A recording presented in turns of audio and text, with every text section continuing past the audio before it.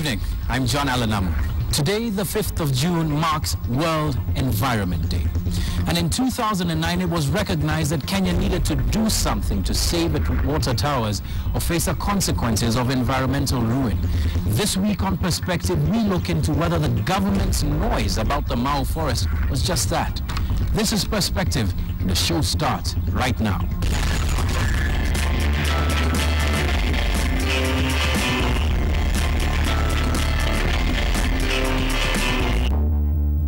Let's first crystallize a current affairs issue that's had a huge impact on women this week and in weeks to come. Here's headline versus bottom line.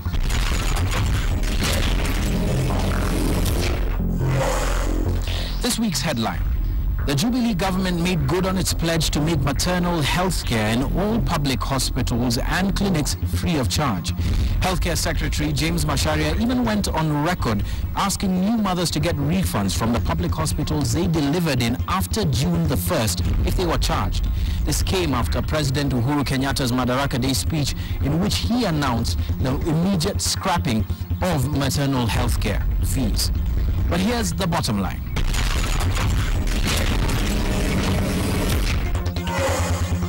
There's a huge cost to the government in scrapping of maternal fees, 8 billion shillings to be exact.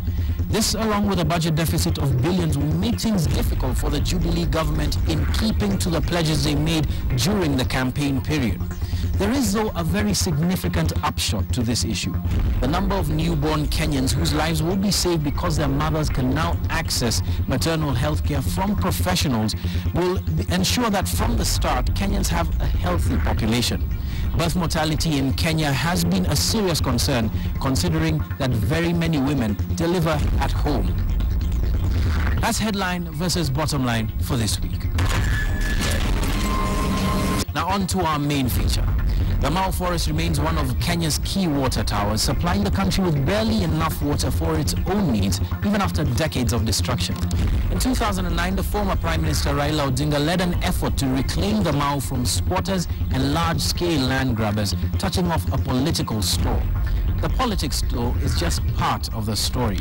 Hundreds of millions of shillings were dedicated to a task force to oversee the mapping of the Mau, resettlement of squatters and replanting of trees there, a plan that they said would take 6 years to implement.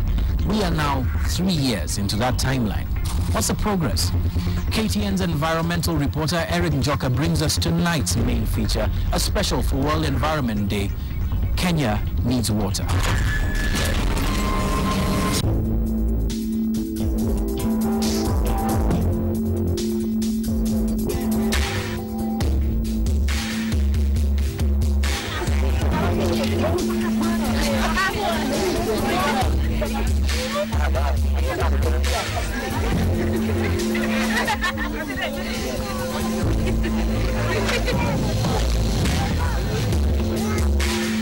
Our population is generally not aware of the importance of the water towers. The population keeps on saying, God created the forest, God planted the forest, and therefore we can cut. God will plant another forest. There's that lack of awareness, which is very, very dangerous. Tell Kenyans about conservation of the environment, you'll be left there alone. But tell Kenyans how to make money. They will fit in that hole even if it's little as it is. And therefore, this is the bait that needs to be used. And it's a clear bait.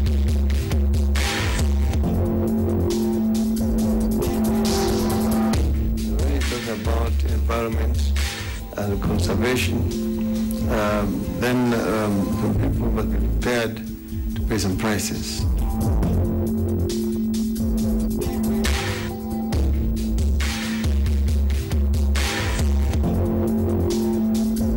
Waharakishe watutoe kabisa kwa hii barabara.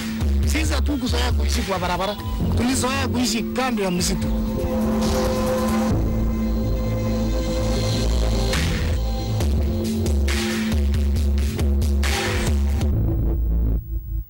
In the past, Kenya has experienced erratic rainfall, mainly attributed to the depletion of the 5 major water towers in the country. Farmers are now complaining of poor yields, food prices have escalated, and droughts and floods are becoming the norm. It may sound like a story being told in a storybook for so many years, But tracing the genesis of this menace clearly highlights the ills of conservation in Kenya.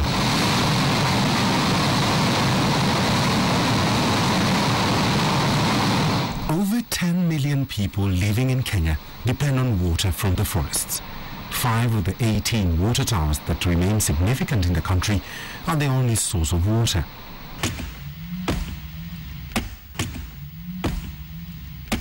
Unfortunately, even the 5 face a series of destruction, and only a fraction of the population now receives water from them. Their ecosystem is choking.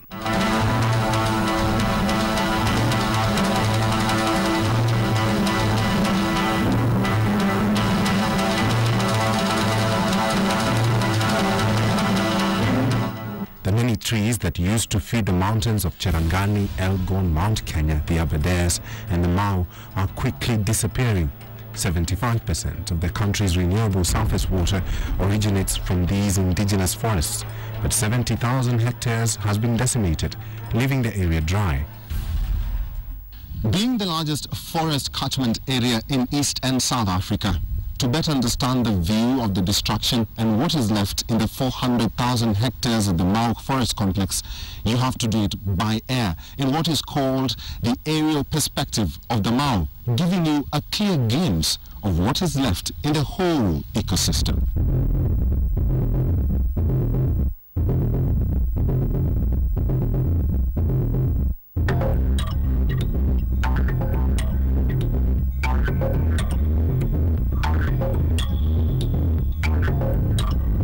The challenge is now to deal with the reforestation, the relocation of these people.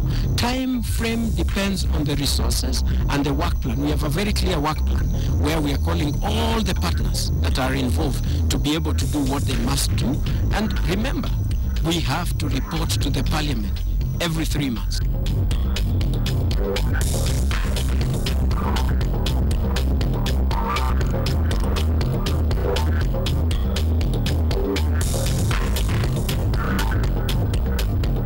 But perhaps the biggest challenge of all facing Kenya is the ecological one, that of planting more than 100 million trees. It will take decades to restore the canopy, years in which Kenyans will continue to suffer from the effects of local land degradation and global climate change. At last, Kenya has woken up to a disaster that has been brewing for decades, despite countless warnings.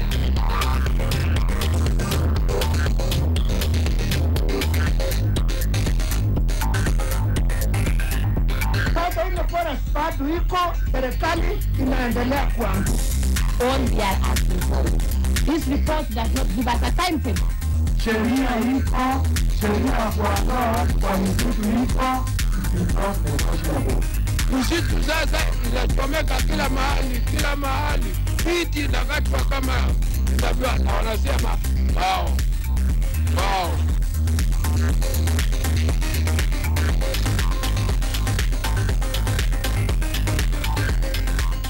The finger of blame is being pointed at the settlers in Mau. And the solution, according to a special task force appointed by the then Prime Minister Raila Odinga in 2009, was to uproot the invaders and replant the trees. Among the 20,000 families living in the forest, only a few, as 1,962, have genuine title deeds. Most of them still insist it is their ancestral land. The Okek are not a major problem to the forest. In fact, I believe that the Okek are better conservers of forests than the official conservers of forests. The problem has been people who pretend to be Okeks and who are not Okeks, and they go with their customary means of exploiting land. Sisi tulizoea kuishi forest kwa sababu mababu zetu walipatikana wakiishi kwa forest. So tulizoea ile hewa ya misitu kwa sababu wakati tulikuwa kwa misitu hatugonjeki, hatuwezi kusikia mtu kuna ni mgonjwa.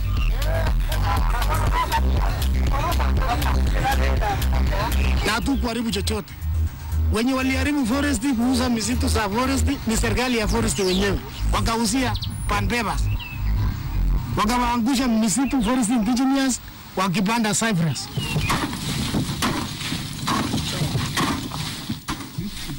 Kosgei is one of those accused of responsibility for droughts which have left millions of Kenyans thirsty for water and hungry for retribution. But is deforestation really to blame for all these catastrophes? After all, there have been cyclical droughts in Kenya. The trouble is that these droughts are becoming more frequent, more severe, and less predictable, particularly since 2001, the year when 60,000 hectares of Mau were allocated to settlers and cleared. Their wrecked houses are built by the roadside, the only place they say that seemed okay to rebuild after the government evicted them from Serangoon Forest in Nandi 8 years ago. 8 years full of challenges. But that's just a tip of the iceberg. A hospital is hundreds of kilometers away, and when they fall sick, they will not be able to take themselves to hospital. It gets even worse when their loved ones died and had no land to bury them. Tunapanga mchana, usiku tunaenda kumzika msituni. The elderly stay in these poor states. This one makes a rope to sell in a bid to make ends meet. Along the road are 50 households. The younger generation of children walk 6 kilometers to their former school. Many have dropped out from school. The invasion of the forests started when several group ranches were being subdivided for individual ownership. Boundaries of the ranches were extended deep inside the forests. Successive post-colonial governments in Kenya have tried to expel the Ogiek from their lands. For the state, a forest is for animals, not people, and anyone living in a forest is illegally there to poach wild animals.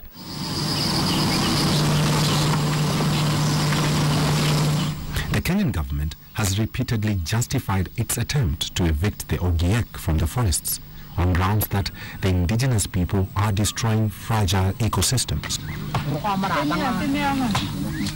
Hata mababu zetu ulikuwa unapata mtu anaishi hata miaka 160 kwa sababu walikuwa kwa hewa mzuri. Sisi tulikuwa hapo wakati huo hata tulikuwa tukiishi chini ya miti. Hatukuwa tumejenga manyumba kama hiyo. Tulikuwa tukiishi kuna miti kubwa ambayo hainyeshi. So unakuta walikuwa wanaishi tu na watoto ndani, na uwezo ukasikia ati kuna pneumonia, kuna nini. Hapana, hii magonjwa zote tulikuja kupata hapa nje.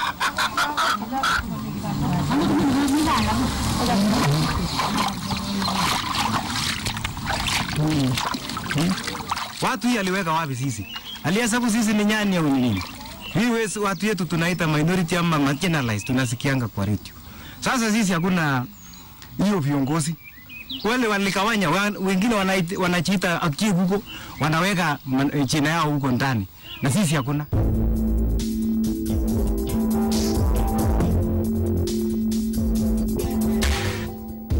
The Mau Task Force report published in July 2010 set out painstaking details of how more than 100,000 hectares, 1/4, the entire forest reserve, was parceled up and cleared for settlement. Almost 20,000 land parcels were excised by the governments of Kenya's second President Daniel Arap Moi and third President Mwai Kibaki and handed out to farmers, which, for instance, helped to boost the two presidents' popularity in the run-up to elections. At the time, much of these excised land parcels were promised to Ogiek peoples, the original forest dwellers. But the title deeds ended up largely in the hands of local officials and incoming settlers, leaving the last 15 years bleeding of settled land and a community in search of a livelihood now forced to live on roadsides. Ingalao sijaona hawa, tulichagua tukipenda na tukapata serikali ile tulitafuta miaka yote tukijua Jubilee inaongeza vizuri, anaongoza vizuri. Alisema sema na kutenda. Tunataka akuje barabara, angalia watu wa Serengoni vile anaangamia Cherobani. 400 million shillings for the Mau. Was it well spent? We'll find this out after the break. Stay with Perspective.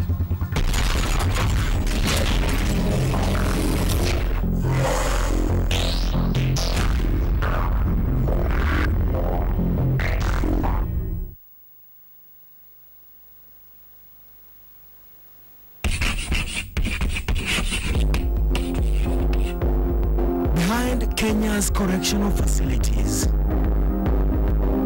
story of men and women paying for crimes they have committed. Those who steal your daughter's innocence.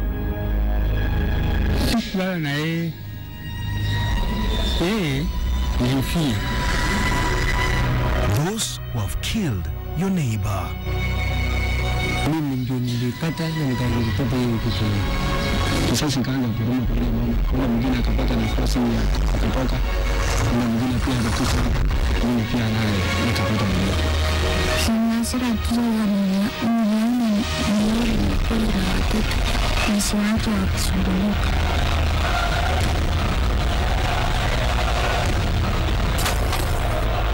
To those who steal your child. Sasa ule mtoto sijui au wachoko kwa sitting room but au akamtoa kwa sack. Alikuwa na custard na alikuwa na uniform. This is home to both locals and foreigners. I miss you, man.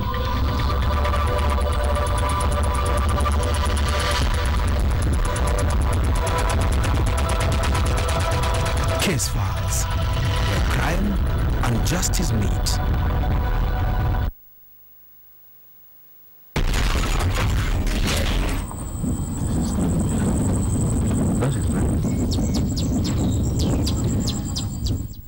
Blame game is still rife from 2010 over who was responsible for the delay in releasing funds meant for resettlement, with Kenya's former Prime Minister Raila Odinga and former Lands Minister James Orengo blaming Finance Ministry, then headed by Kenya's current President Uhuru Kenyatta, for sabotaging efforts to restore the complex. Treasury released 3.4 billion shillings required for their resettlement. Documents obtained by KTN reveal that Treasury is yet to respond to a letter written by the Ministry of Lands last November asking for the funds to resettle 6,116 families evicted from the Mau, Chebiuk and Embobut forests. According to the available figures, each family was entitled to 2.5 acres, with families evicted from the Mau Forest Complex requiring 1.5 billion shillings for resettlement. Those from Embobut, 1.6 billion shillings, while those from Chebiuk, 196 million shillings.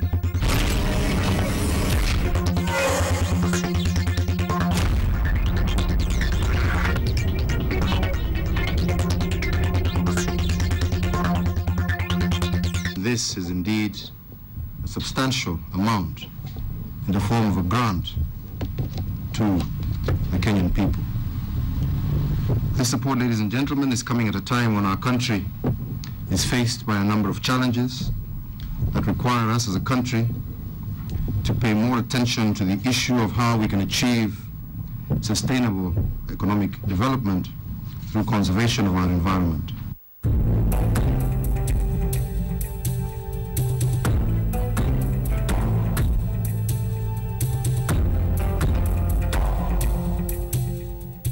The task force revealed that there were more than 240,000 settlers in the entire complex. A process that would be undertaken in phases ended up escalating the monies spent in the Mau alone. For instance, the Prime Minister's office was spending 5 million Kenya shillings every month in maintaining the joint Mau security force. Donors also joined the fray, donating 19 million Kenya shillings for surveying and demarcation of 4 blocks of the forest.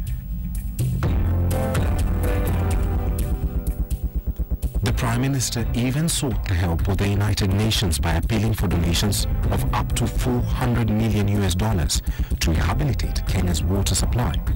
To him, a struggle for water and land could escalate into a bloody civil conflict, but that money never came through, and the wrath of betrayal from Kenyans befell him. Because it's politics, it's all propaganda. The blame was all Raila is removing our people from the Mau. And it's causing people harm. These are people who had voted for him. This is Sunday Apunda. You take it. So somebody who is ungrateful. So I had to shoulder this responsibility, but that is politics. The destruction of it took nearly 20 years. The restoration of it cannot be done in 5 years. And therefore this is going to be a long-term process. And we're now in the third phase where we have in Masai Mara, where we have 7,000 families profiled. We expect the Treasury to give us 3 billion shillings so that we can be able to have people removed from that forest and recover the entire 22,000 hectares of forest land in Masai Mara.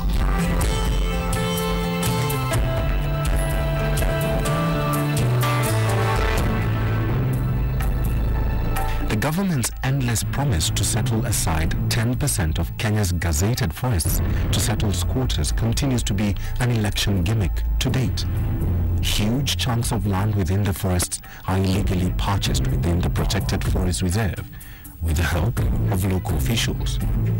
Most Kalenjins who have invested in the Mau were either allocated or bought land in the forest or willing seller, willing buyer basis in the 1970s and 1990s. In the recent years, however, the settlements have expanded rapidly.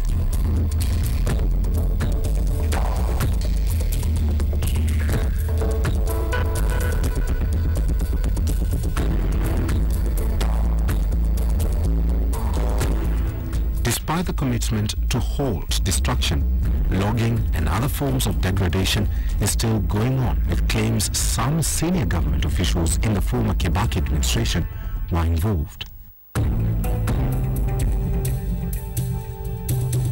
We used to produce more maize in the 80s than now. We used to produce more milk in the 80s than now. So productivity has gone down for various reasons. One of the reasons is also environmental degradation, which has led to these shifts in the climate change, torrential rains that come, and yet we do not have the cover. Even more worrying, 261 million Kenya shillings initiative by the Clinton Foundation to rehabilitate Emosupukia has been frustrated by politicians whose supporters have trooped back to the forest and are causing massive destruction.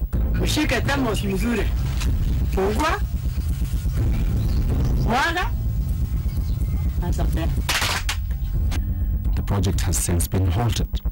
The task force continues to promise that each family will have their claim heard on a case-to-case basis.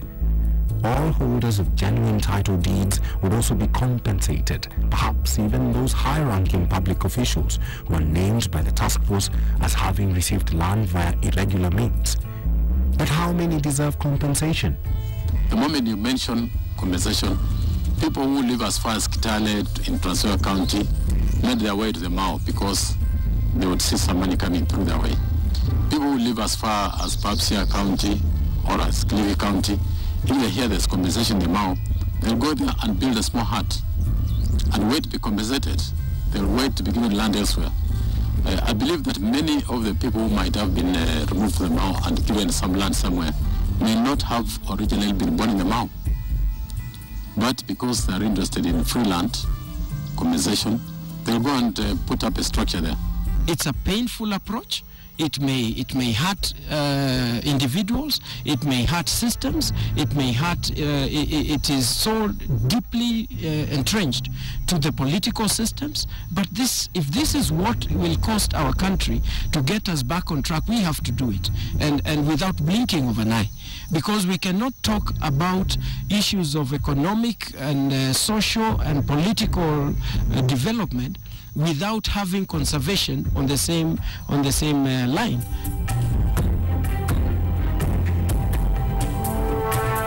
A fence might not seem the most obvious solution to a water crisis. Many environmentalists oppose the fact that the fence, which pens in trees and wildlife and keeps out people, farms and cattle, is a key part of efforts to secure Kenya's water supply. We are not being adventurous enough when we say let us fence the place, let us throw everybody out, and let us leave the place to be pristine. People are already there. Let us make them foresters. The creation of a specialized water towers agency to coordinate the conservation of the 18 water towers throughout the country, as entitled in the new Kenyan constitution, is a step seen as to offer solution to the forest menace. This means that even with all the tensions surrounding the last election and formation of a new administration under the new constitution, some people have not lost sight of the really important issues for this country's future. But what's more tasking is a complex political issue of land ownership that stemmed up since 2005 and is still present. If we don't have a rule of law that has structured access to particular resources, then there are certain people who think that they can dish out access to those resources. And you know, access to forest land, that has a very high impact in that it's giving somebody a livelihood. But then it's compromising the service that we get from a forest. So in itself, it creates a conflict in terms of resource use. Our assistance to third countries is increasingly going to have an environmental or climate change related component. There's no other way. There are more and more jobs that depend on the green economy. The green economy is an opportunity. It is a win-win situation. A country like Kenya is so dependent on natural resources that the economy of the country has to be green. Otherwise, it will not be sustainable. It is possible to achieve green economy in Kenya with some reforms on some sectors, including the forest sector, but also the water sector, the agricultural sector, to improve the production, to improve the quality of the products, and to position Kenya into the international market as a country that can produce green and produce healthy. Whether you are poor or rich, you need the forest. Because if there is no rain, where are you going to get food? You plant whatever you plant and it will not grow because there is no rain. Ningependa namna hiyo kwa sababu msitu hii tunataka hata watoto zetu ili waharibu hii msitu hii kuchunga na isiharibiwe na watu.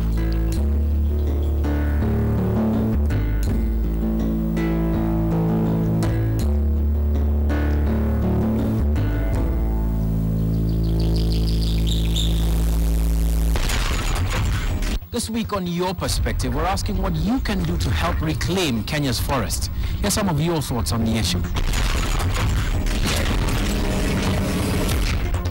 Most of us lack this knowledge about the importance of the forest in Kenya. So it's up to the government to try and help the people get the knowledge they require so that they can appreciate the importance of our trees. Kitu yenye inaweza fanya kuensure kwamba miti hazijakatwa ni kuangalia wale wanaozikata na wale wanaoharibu na kuwaelimisha juu ya miti. Alafu na wale ile story ya Mau, wale watu ambao walitolewa huku na serikali, gafa inastahili waone place zingine wachukue huko waishi. Juu walikuwa wamekaa Mau, kuna wenye wasaliwa huko hawana makwao. Climate change imebadilika sana. Hakuna mvua venye tulikuwa tunaweza hapo nyuma. Kicharibu kukata miti moja upande tano. Thank you for sending us your feedback on Perspective, but you can continue to do so. You can tweet us on @KTN_Perspective or tweet me on @JohnAlanamu. We look forward to putting your week in perspective next week. I'm John Alanamu. Good night.